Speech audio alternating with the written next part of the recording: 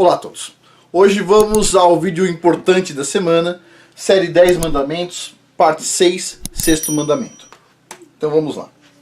Superficialmente, o sexto mandamento soa bem simples e direto em Shemot, Êxodo, capítulo 20, versículo 13. Muito simples, na verdade. Não matarás. Pô, não matarás, qual a dificuldade de entender uma coisa dessa? Bom, pois bem. Embora pareça simples, quando nós olhamos em profundidade esse mandamento, nós encontramos mais camadas abaixo da superfície.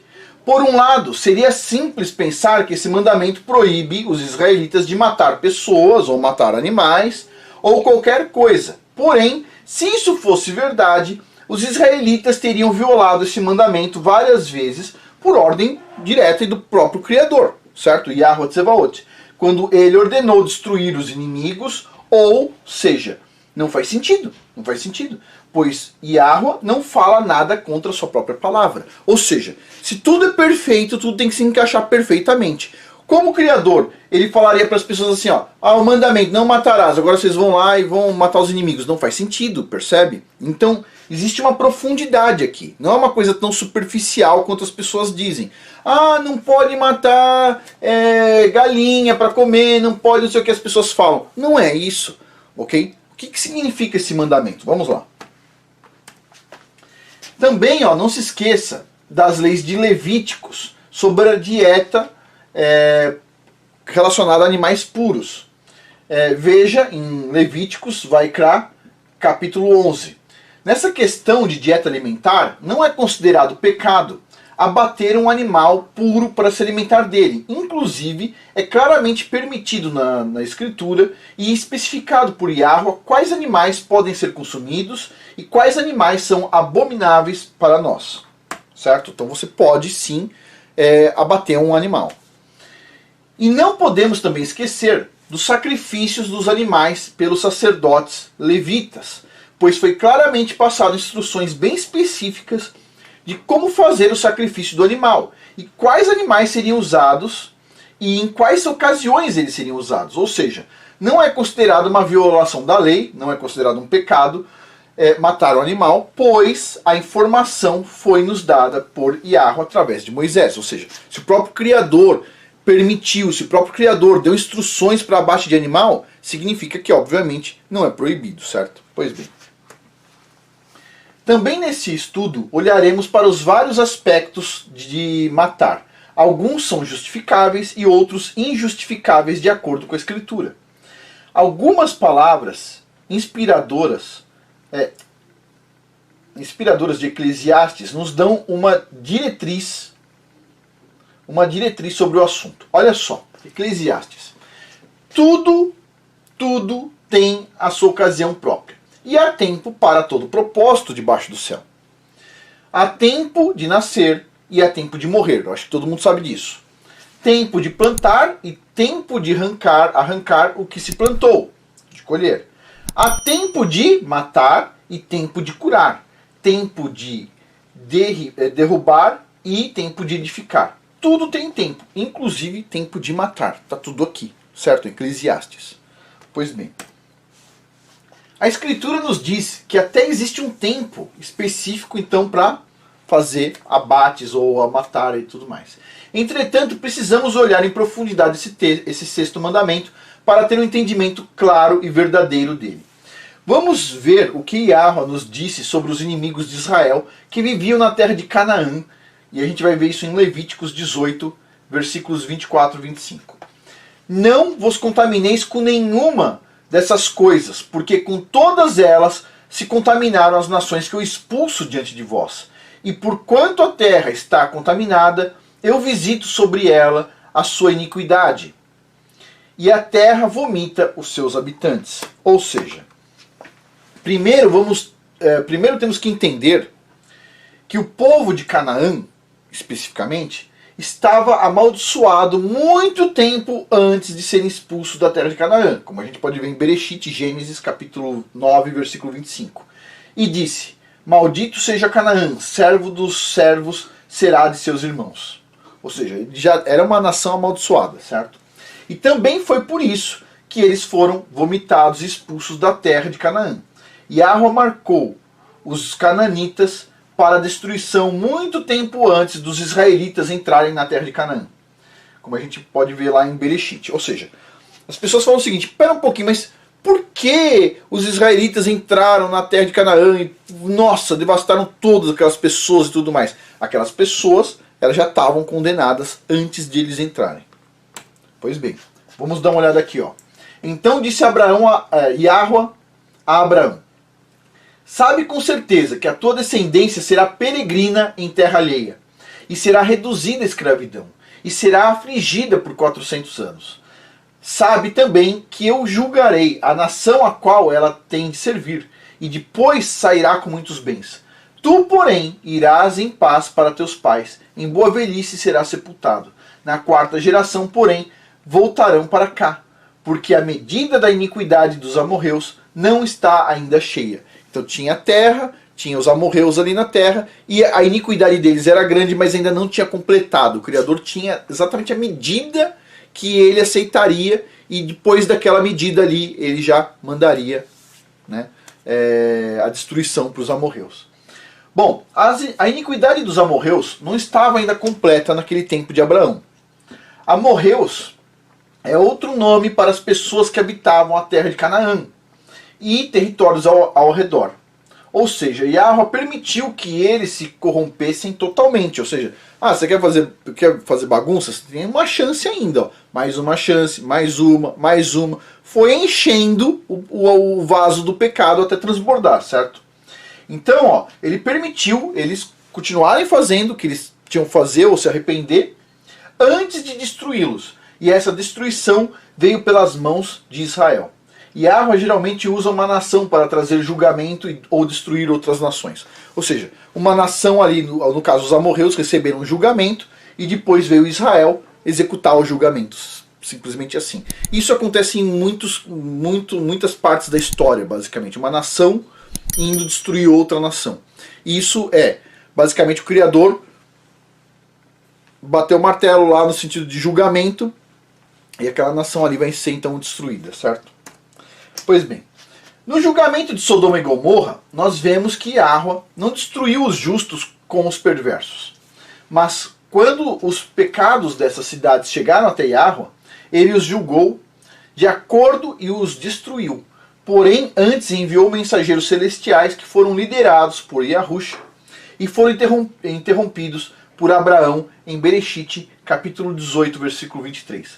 Abraão chegou um pouco mais perto e indagou: destruirás o justo com o pecador? Essa pergunta foi seguida por várias perguntas, acho que todo mundo conhece a história, certo?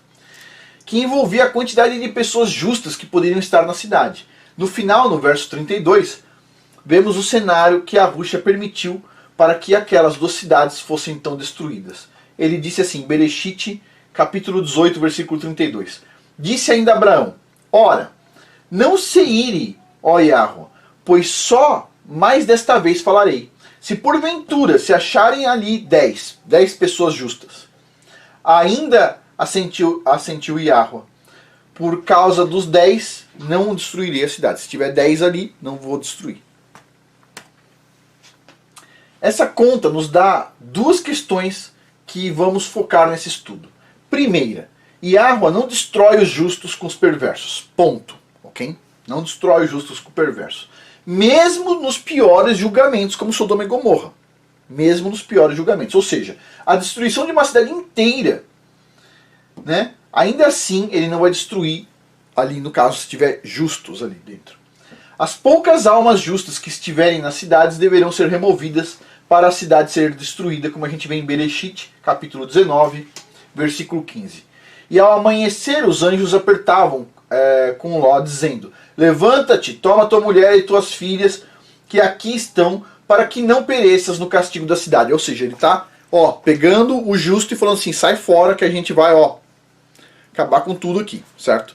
Então assim, ainda assim, um justo ali teve que sair da cidade, certo? Pois bem, esse tipo de pecado e maldade que aconteceu em Sodoma e Gomorra, todo mundo já sabe, eu não preciso falar dos pecados que Sodoma e Gomorra tiveram, o quanto absurdo, o quanto nojento, etc. Não preciso falar, certo? Esse tipo de maldade é o que garante a ira e punição vinda de Yahweh. E o mesmo se pode dizer de outras nações que foram destruídas por espalhar perversidade entre os cidadãos. Por que eu estou falando isso aqui? Vocês já vão entender mais pra frente, espera um pouquinho. Vamos lá. E é por isso que vimos os israelitas saírem da cidade em cidade, matando então todos na terra de Canaã. Um caso para se comentar seria de Jericó, no qual Josué enviou espiões antes de invadi-la. Foi-nos contado que a prostituta Raabe, que ajudou os espiões, foi poupada, e nos foi dito que ela foi justificada pelos seus trabalhos. Olha que interessante essa parte. Exemplo semelhante ao de Raabe. Então, aqui está em Tiago, tá? Novo Testamento. Novo Testamento. Tiago, capítulo 2, versículo 25. Vamos lá. Exemplo semelhante ao de Raabe. A meretriz. Não foi ela aceita por Yahweh pelas obras? Quando aconteceu os mensageiros de Israel, quando acolheu os mensageiros de Israel e os conduziu à liberdade por um outro caminho, olha só, a meretriz não foi aceita por Yahweh pelas obras que ela fez ao fazer o bem ali, pelas obras que ela fez. E aí, gozado, muitas pessoas falam o seguinte: não, obra, não precisa fazer obra, é só acreditar. Obra não precisa, imagina. Olha, até a meretriz teve uma chance ali pelas obras que ela fez. Pelo menos o que diz Novo Testamento, Tiago, capítulo 2, versículo 25. Mas continuando aqui. Os trabalhos da prostituta Raabe não somente a poupou, mas também toda a casa dela. E Arruxa, Josué, a gente pode ver isso em Arruxa, Josué, capítulo 6, versículo 23 a 25. Vamos dar uma olhada. Entraram, pois, os mancebos espias, e tiraram Raabe, seu pai, sua mãe, seus irmãos, e todos quantos lhe pertenciam. E trazendo todos os seus parentes, os puseram fora do arraial de Israel. A cidade, porém, e tudo quanto havia nela, queimaram a fogo. Tão somente a prata e o ouro, os vasos de bronze e de ferro, colocaram-nos no tesouro da casa do Criador. Assim Josué poupou a vida da prostituta Raabe, a família de seu pai e todos quantos lhe pertenciam. E ela ficou habitando no meio de Israel até o dia de hoje, porquanto esconderam os mensageiros de Josué, que Josué tinha enviado a espiar Jericó. Ela fez uma obra, uma boa obra, e foi poupada ela e a casa inteira dela. Que interessante. Vamos lá. Lembre-se, o assunto é não matarás. Espera um pouquinho. Novamente, Yahweh não destrói o justo junto com os perversos. Não faz isso. Depois, nós temos o incidente também do bezerro de ouro, no qual Moisés comandou os levitas a matarem vários israelitas que pecaram. Certo? Existe essa passagem. Eles decidiram fazer a sua própria deidade, um Deus para ele lá com D minúsculo, enquanto Moisés estava no Monte Sinai recebendo as tábuas da aliança. Ou seja, eles violaram o primeiro mandamento de cara, só para começar.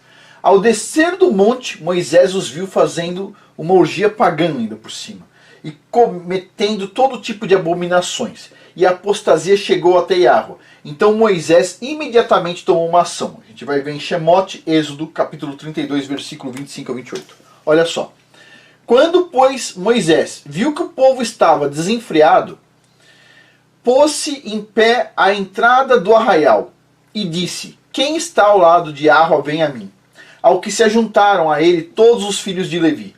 Então ele lhes disse: assim diz Yahweh, o Elohim de Israel: cada um põe a sua espada sobre a coxa, e passai e tornai pelo arraial de porta em porta, e mate cada um a seu irmão, e a cada um seu amigo, e a cada um seu vizinho. E os filhos de Levi fizeram conforme a palavra de Moisés, e caíram do povo naquele dia cerca de 3.000 homens que tinham pecado. 3.000 homens, ok? Lembre-se, qual que é o mandamento? Não matarás. Vamos tentar entender? Está começando a entender a profundidade do não matarás? Espera um pouquinho, está acontecendo várias vezes, como assim não matarás? Espera aí, que você já vai entender. Vamos lá. Esse ato de matança foi completamente justificado aos olhos de Yahweh. De fato, veja o que Moisés disse em Shemot, Êxodo, capítulo 32, versículo de 30 a 35. No dia seguinte, disse Moisés ao povo: vós tendes cometido grande pecado. Agora, porém, subirei a Iahua, porventura farei expiação por vosso pecado. Assim tornou Moisés a Iahua e disse: ó, este povo cometeu um grande pecado, fazendo para si um Deus de ouro. Agora, pois, perdoa o seu pecado, ou se não, risca-me do teu livro que tens escrito. Então disse Iahua a Moisés: aquele que tiver pecado contra mim, a este riscarei do meu livro. Vai, pois, agora, conduz esse povo para o lugar de que te hei dito. Eis que o meu anjo irá diante de ti. Porém, no dia da minha visitação sobre eles, visitarei o seu pecado. Feriu, pois, Iahua ao povo, por ter feito o bezerro que Arão formara. Então, assim, vamos lá. Olha só que interessante. Primeira coisa, os caras cometeram um pecado grave. Então Moisés chama os levitas vão e matam 3.000 homens que cometeram pecado absurdo no acampamento. Ok? Pois bem. Então Moisés vai pedir perdão ao Criador para espiar o pecado das pessoas. O Criador diz assim: ó, ok, tranquilo, eu vou visitar o acampamento. E naquele dia foi enviada uma praga para o acampamento, onde muitos morreram de uma praga. Aquela praga pegou nos pecadores. Ele exterminou os pecadores de vez. Assim, os levitas fizeram um trabalho de matar os 3.000, mas ainda sobrou algum ali escondidinho que passou de hipócrita, vestiu uma máscara, tal, né? Mas o bonzinho não estava ali não.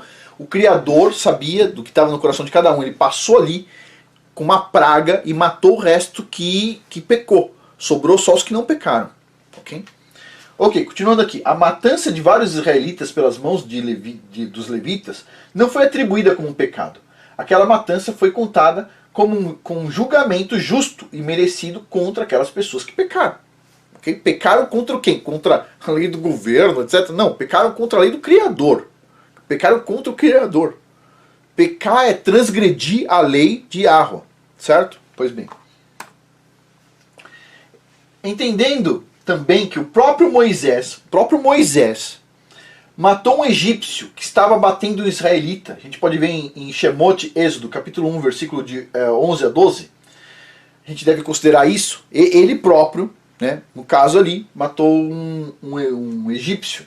Porém, isso não fez com que Iahua escolhesse outro ao invés de Moisés para a tarefa de liderar os israelitas para fora da escravidão. E também este ato não foi contado como pecado contra Moisés, pois quando Moisés matou o egípcio, não foi premeditado e sim foi acidental. E a lei tem cláusula para isto. Vejamos em Shemot, Êxodo, capítulo 21, versículo 12 a 13. Quem ferir a um homem, de modo que este morra, certamente será morto. Essa é a lei. Se o cara matar uma outra pessoa de morte, ele vai morrer. Se, porém, lhe não armar ciladas, não premeditou, mas o Criador o entregar nas mãos, então te designarei o lugar para onde ele fugirá. Então, se a pessoa cometeu um pecado assim, premeditou, vou lá, vou fazer o mal, etc., aí essa pessoa certamente morrerá.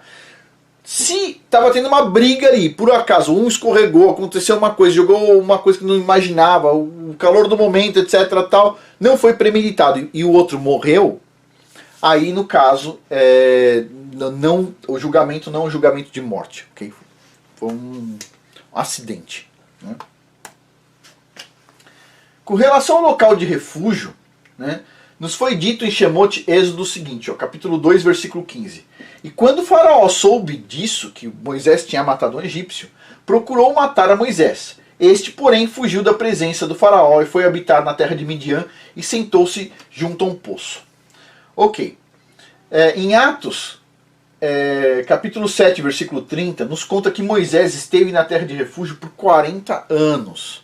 Ou seja, no caso, ele não matou intencionalmente, o Criador abriu um espaço para ele estar saindo dali, fugir para uma terra de refúgio, e ele ficou lá 40 anos. Então, enquanto nós continuamos a analisar os pontos isolados e apertamos o foco da matança nacional para os casos de morte isolada, nós temos essa cláusula adicional na lei. Vejamos em Shemot, Êxodo, capítulo 22, versículos 2 a 3. Olha que interessante.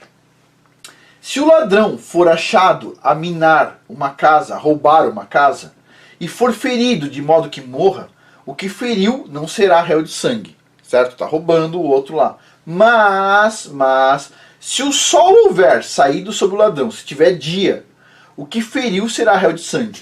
O ladrão certamente dará indenização, se nada possuir, será então vendido por seu furto. Então assim, como é que funciona a regra? A regra é assim, se um ladrão entrou na sua casa para roubar coisas de noite, ou ele está por fora roubando alguma coisa de noite, na lei, especificamente, não estou falando das leis dos países, cada um segue a lei do seu país especificamente, eu estou falando do que está na Bíblia, certo? E aí as pessoas estão em países diferentes, as pessoas estão fora de Israel, basicamente, e lá em Israel também, hoje em dia tem outras leis, tem que esperar tudo vir o Messias. Mas se um ladrão entrar na casa de uma pessoa de noite e a pessoa vai se defender e mata o ladrão, não tem pecado algum nisso. Mas se for de dia, aí é diferente. Se for de dia, você tem que entregar o ladrão para a autoridade. Você vai ver o ladrão, você vai dar um tiro para cima, vai tentar fazer alguma coisa, a não ser que seja um acidente. Então, de dia é diferente, mas de noite, especificamente, se o ladrão entrou na sua casa para roubar qualquer coisa, tipo assim, o sangue derramado ali não está na sua conta, ok? Pois bem, o ladrão, então, nesse caso, se ele roubou alguma coisa, certamente terá que indenizar, ó, terá que indenizar a pessoa, e se nada possuir, aí vem uma questão daquela época que ele teria que ser vendido e para pagar o furto, né? O cara não tem nada além dele mesmo. Ou seja, o ideal é o que? As pessoas não roubarem, obviamente, né? Muitas pessoas falam o seguinte, mas isso é certo ou errado? A questão é, o cara não deve roubar, ponto. Pois bem, continuando aqui. Uma questão muito importante a se notar é a morte de indivíduos isolados, como no caso do ladrão da noite, ou de cidades inteiras e nações e pessoas perversas, ou até mesmo a questão do sacrifício de animal. Tudo isso tem apenas um propósito. Tudo que está relacionado a isto aqui, a uma morte, tem um propósito, ok? Que é livrar a terra do mal. De outra forma, matar não é aceito pela lei. No livro de Levíticos nos foi dito o seguinte, ó, Vaikra, capítulo 19, versículo 17. Não odiarás o teu irmão no teu coração. Não deixarás de repreender o teu próximo e não levarás sobre ti pecado por causa dele. Pois bem, então tem esta passagem aqui, certo? E o que está falando é o seguinte, não odiarás o teu irmão no teu coração. Não deixará de repreender o teu próximo também. Repreender é importante. E não levará sobre ti o pecado por causa dele.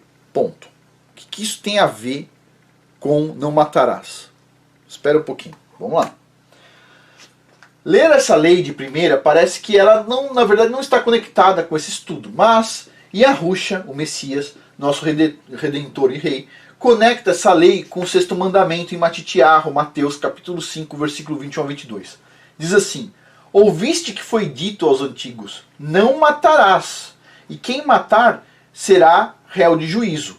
Eu, porém, vos digo que todo aquele que se encolorizar contra seu irmão será réu de juízo.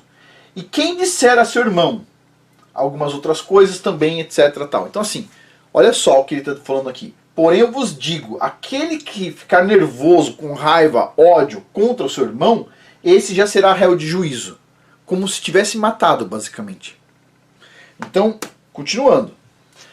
Alguém pode facilmente perder a conexão com a definição da lei de não matar na sentença de Yahushua. Mas está bem claro, olha só.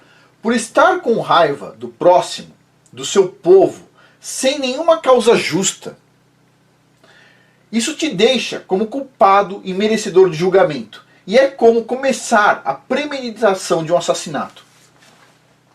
Examinando isso profundamente, podemos ver que o fato de odiar o seu próximo poderá te levar ao assassinato. Então vamos ver esse caso importante aqui, que é Esaú e Jacó. Bereshit, capítulo 27, versículo 41. Depois disso passou Esaú a odiar o seu irmão Jacó, por causa da bênção que seu pai lhe determinara. E prometeu a si mesmo, estão próximos os dias de luto do meu pai, então matarei o meu irmão Jacó. Então ele está premeditando, ele falou, vou esperar passar o luto, depois ele ia lá executar o irmão, ok? Pois bem, e aí o que aconteceu, basicamente? Deixa eu ver aqui. O que aconteceu foi o seguinte, Jacó foi morto, Jacó fugiu, basicamente. Ele foi lá para a casa de Labão, certo? Então ele saiu. O Criador deu abertura para Jacó fugir ali, certo? Por que Jacó não foi morto? Jacó não foi morto porque o Criador decidiu, ó, ele está saindo fora. Liberou, falou, sai, foi, certo? Mas se o Criador não tivesse já colocado Jacó para andar, Esaú teria matado ele, certo? Então Esaú ele vai ser julgado, ele é julgado por premeditação, ele está querendo matar. Ele só não matou porque o Criador interviu. Ele falou, ó, liberou Jacó para sair fora. Mas ele queria muito matar Jacó. E ele queria tanto que, ou seja, ele vai ser julgado por isso. Como basicamente, lembre-se, não matarás, para começo de conversa, o correto era não assassinarás.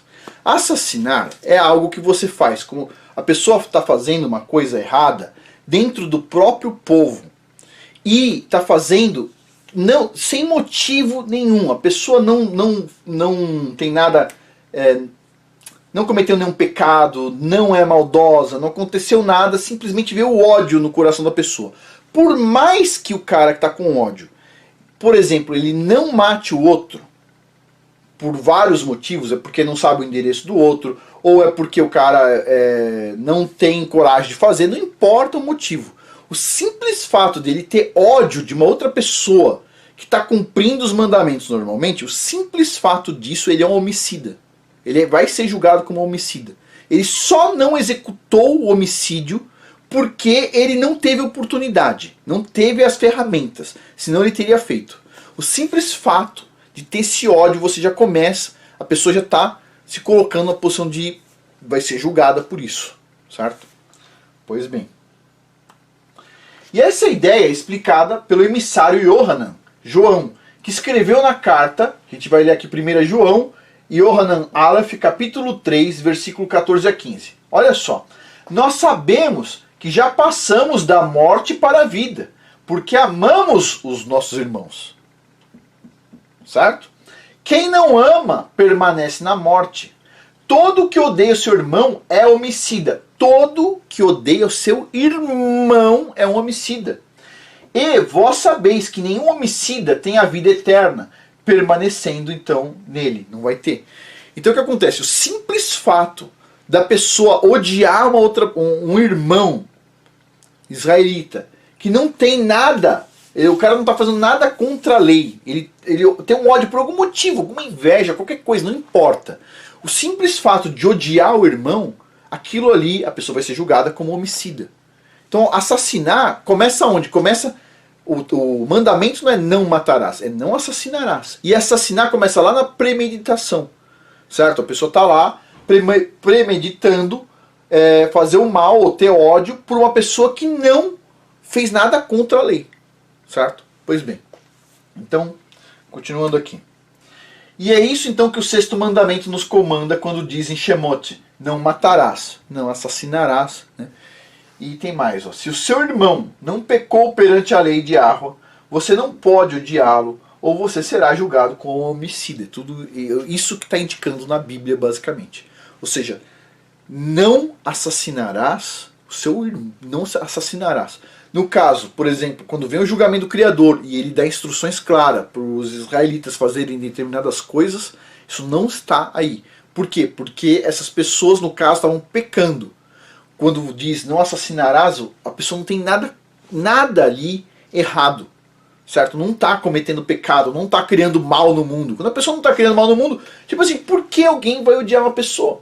A gente sabe que hoje em dia as pessoas têm ódio simplesmente, sei lá, porque um fala uma coisa que o outro não concorda. Tipo assim, o fato de um falar uma coisa que o outro não concorda, qual o problema? Onde diz na Bíblia que as pessoas todas têm que concordar com o mesmo assunto? Não tem isso, percebe? Então assim, a gente vive num mundo que assim, boa parte das pessoas vai ser julgada por homicídio. Porque as pessoas elas têm ódio uma das outras por nada. Se as pessoas não estão, se uma pessoa não está fazendo algo contra a lei do Criador, não tem motivo nenhum para isso. Agora, sim, a maioria das pessoas nos dias de hoje, elas são totalmente anomistas, elas são contra a lei do Criador.